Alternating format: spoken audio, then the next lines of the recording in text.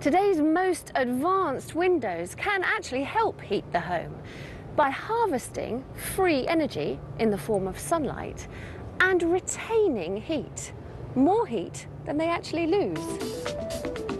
And they do it with some remarkable changes to the basic component of the window, the glass. To find out how, I've come to one of the UK's largest glass manufacturers, and it is absolutely vast. But it's so automated that you barely see anyone around, and I need to find someone to tell me how they make float glass. Luckily, this is Rachel Appleyard, and she can talk us through the whole process. So what happens here then? Well, this is the start of the process where we're adding sand as the raw material of glass. It's a continual process that happens 24/7, 365 days a year.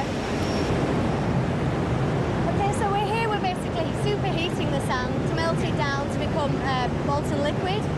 It then flows out onto a bath of molten tin and it forms a perfectly flat, smooth ribbon of glass. Travels down the line a distance of just over ½ kilometre, and it's cooled slowly to prevent it from cracking and breaking into pieces. So I'm imagining a river of glass inside here. Yes, at this point the glass is solid, but it's still a very high temperature, hence the reason we need to continually keep that cooling process going down the line. Here we're virtually at the end of the process. What we've got now is we're cutting the glass before it's stacked and it goes into the warehouse. What you'll notice here is that the glass plate's continuously moving, and therefore to ensure that we get a straight edge, we're actually cutting the glass on an angle. Okay, so you're not going to get a wonky line? Not at all, it will be completely straight. And not a crack? No, not Still a crack inside. Perfect piece of glass. But not all the glass they make here is the same. As we mentioned, the primary ingredient of glass is sand. And sand naturally contains tiny quantities of iron, just about 0.1%. You can't actually see it with the naked eye when you look at a piece of glass like this, but when I twist it sideways like this and you look down lengthways through the glass, you can see the green tinge. That is caused by iron. Now, the big discovery was that if you use sand with less iron in it, the glass becomes more transparent, so you can harvest more energy from the sun in terms of light. And there, again, you can't really see the difference, but when I hold it up like that, the difference is really clear. This discovery comes at a bit of a cost, because you can only make low iron glass with low iron sand. And only 2 quarries in the UK produce sand with a suitably low enough iron content.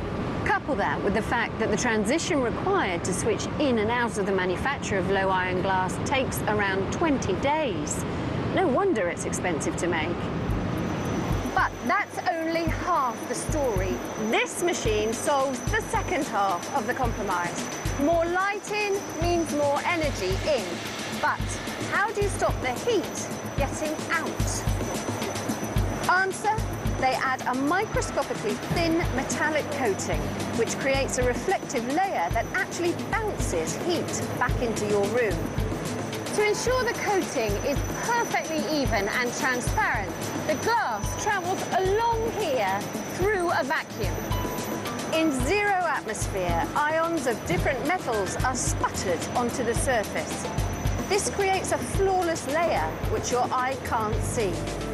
The combination of one sheet of highly transparent low iron glass and one sheet with an invisible reflective coating has done away with any compromise between getting in all the light you want and retaining the heat. But how do you know what to look for in a window if you literally can't see any difference between the glass?